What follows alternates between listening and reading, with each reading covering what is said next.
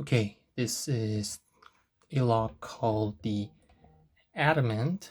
On the box, it says the most advanced key system of the 21st century. At first glance, it just looks like a pretty normal lock. As you can see, it has the lock's name engraved on it and a pretty large and weird shaped keyway, but it doesn't look too ominous. And there's the tailpiece for the lock. This is actually the Adamant 2, according to the box. The Adamant 1 is actually thicker than this Adamant 2, so it has more pins inside. The key of this lock, first glance, it doesn't look too bad. It has bitting on both sides and it is identical, just like you would find in those cheap wafer locks. But the interesting part of this key comes when you actually turn it, like this. Yeah, the center bitting part of the key can actually turn. On the key bow, as you can see, there are two spring-loaded ball bearings inside, and at the bitting part, there is these dimpled dents so that it can hold the key in place. It freely turns after that. There's a long running metal shaft on the inside, and the bow and the tip is connected by the shaft, and only the middle part can freely turn. Now, this interesting key is for this interesting lock. How does this work? I'll just show you. You first insert the key fully, and when you turn it, as you can see, the bitting part actually stays inside the lock stationary. And as I showed you earlier, only the key bow and the tip of the key is connected. So technically the bitting part is not rotating. It's the tip of the key on the back of the lock is rotating like this. You can't pull out the key when it's on the 180 degrees. You only can do it when it's 630 degrees turned. Now, of course, turning the key will turn the tailpiece. As you can see how this lock operates, it is impossible to tension this lock from the outside of the lock. You can't tension this. This is just an outer plate, and this does not even tension the lock. Similar to some disc detainer locks, in order to tension this lock, you have to be able to give tension to the actual back inside part of the lock where the tip of the key reacts. So there were a few ideas to tension this lock. One was actually somehow removing this spinning part of the key and use only the skeleton, which is the remaining key bow and the key tip, to tension this lock and give some room for a pick to enter, just like you would tension a disc detainer lock with a file down key. I was able to come with a little bit more cheaper and a bit scuffed way to tension this lock, which is just a bent piece of wire. You insert this at the back of the lock and just crank up tension so this wire can somehow push that actuating part, the part that is turned by the tip of the key, and you just pick the pins. There are pins on the top row and the bottom row. They are both normal pin tumbler pins, and I did pick this before I started filming this lock, but it felt like standard pins, but they did have to be picked like once or two times. I think it's because of the bad tolerances in this particular pin. It doesn't really feel like that it actually has those security pins or such, but we'll have to see about that. Let me secure it a little bit more firmly so that I can pick it normally. Now it is kind of hard to pick it because apparently this setup is actually kind of hard to tension the back of the lock. You have to push it back in and rotate it with actually really, really hard force, but luckily the pins are not very hard, so I hope I can pick this on camera. I did pick this before, so I just crank up. Wait a minute, think I can get a better view on the picking. Hang on a second. It's kind of hard because I have to give tension this way, so making the keyway visible while filming is actually harder than I thought. I will try my best, but I don't think it's going to be that easy. Yeah, you'll have to bear me with it. It's hard. The angle's really scuffed. Hang on, my arms and the cameras keep getting on the way. There we go. Okay, cranking up tension real hard and start picking the pins.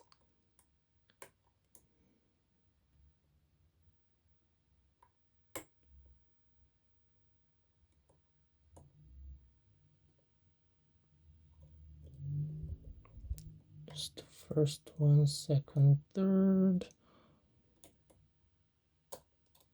The fourth is kind of blocked by the makeshift tensioner that I put in. It's the back of the keyway, so I'll have to kind of move around and pick the pin if possible. I think it's done. Now for the bottom row.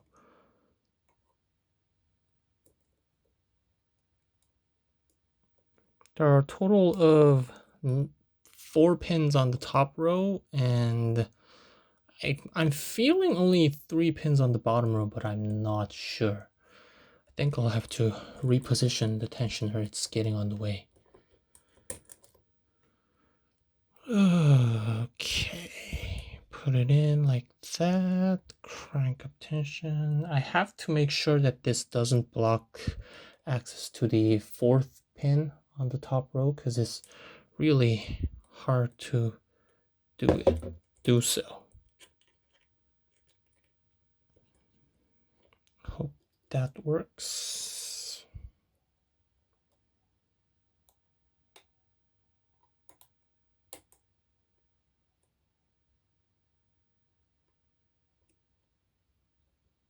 Yeah, I think it's blocking my way again. I'm not sure. Yeah, no. Let me straighten this up again. I think it's a little bit bent. It is kind of fragile because I've been using this quite for some time as a practice run. I think, yeah, that could work. Let's see. Also, I think this thing is full with graphite, which is why my hands are dirty.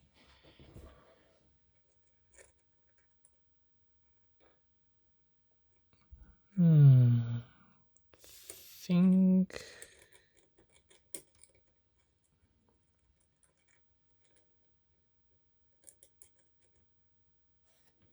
Let's see.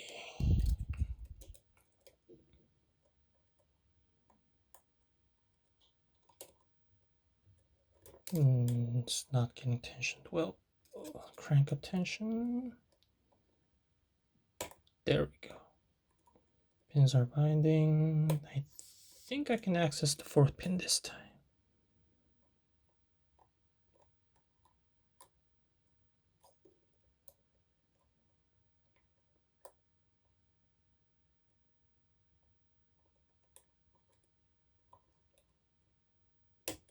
Okay, that was the 4th pin.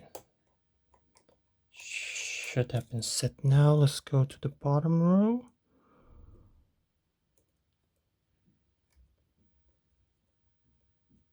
It's kind of tricky for me to push down pins because that's not what I usually do.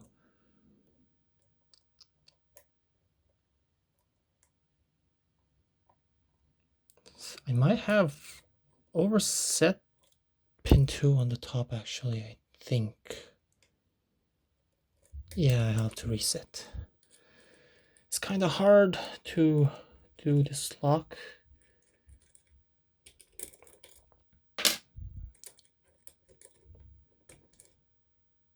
It's bent again.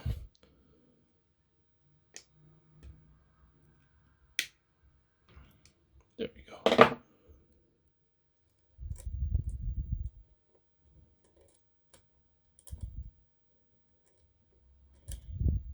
Okay, now what? There we go.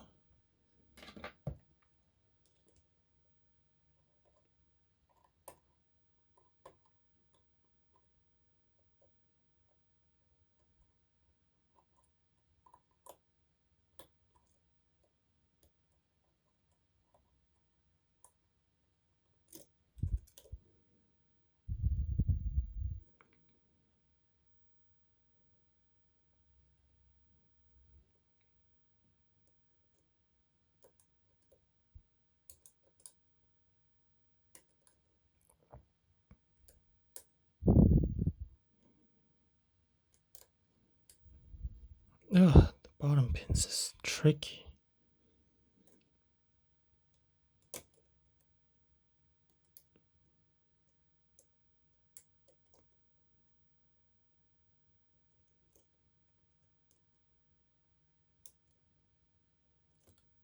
Hmm.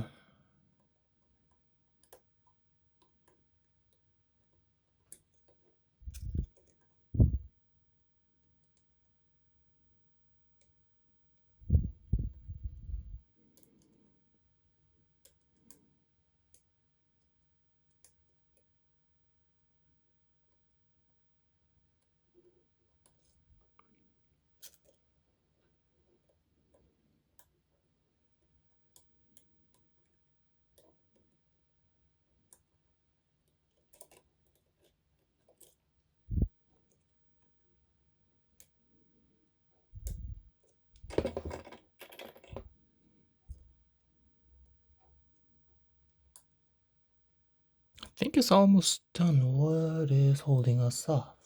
I think it's the bottom pins. Not sure.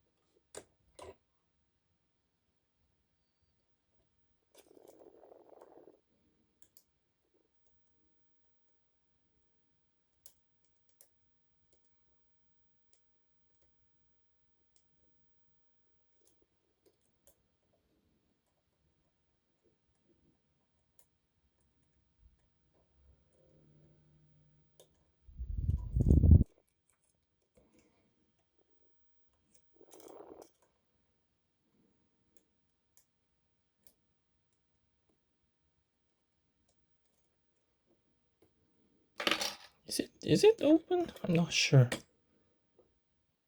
Oh, of course. The back part. This thing was blocking the tailpiece from rotating. God damn it.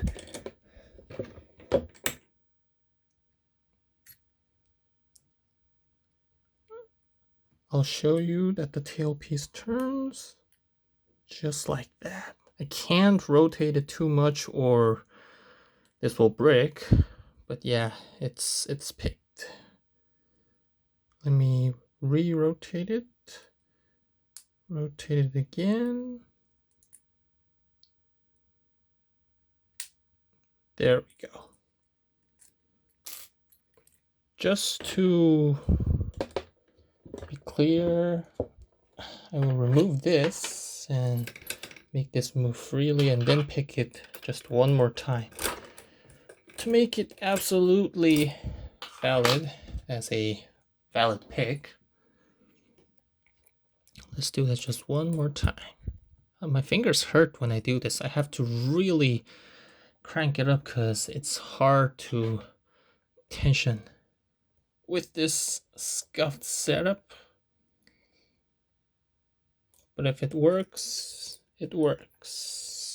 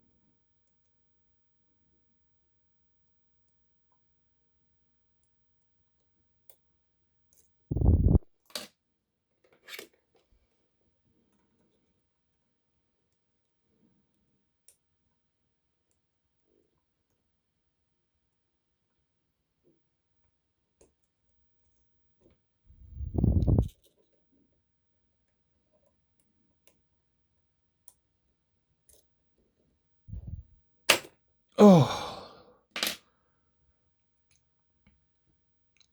the lock has two centering ball bearings, like those ones in the Go locks, and that spring-loaded ball bearing is really strong.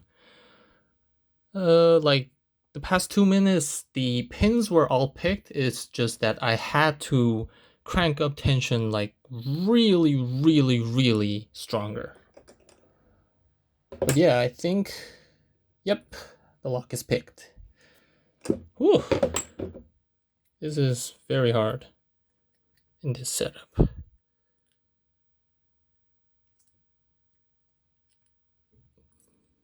This is the QA, and as you can see, just locked it again. Yep, that was picked. So yeah, that was the Adamant. Unfortunately, I can't really gut this. As you can see, this thing, first of all, it has this crimped, what do you call this? The crimped tailpiece cap.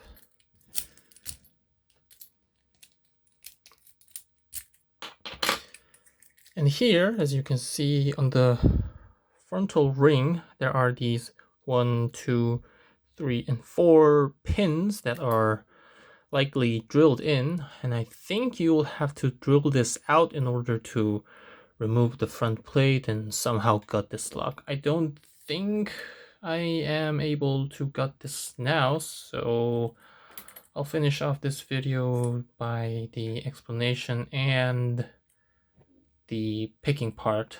I can't really gut this. I'll probably send it off to someone else in LPU that has the tools and abilities to cut this open, and I will be satisfied enough for the actual picking public first pick without a gut. But yeah, I see a pretty cool lock with an interesting concept of the key bidding part staying and the rear tensioning part. So it's basically a rear tensioning pin tumbler. So you can't normally tension this lock with a traditional way of normal pin tumbler locks. So that means you can't do something like this. The lock won't be tensioned. This thing is just a profile plate. But yeah, that was the Adamant made in South Korea. And that's about it.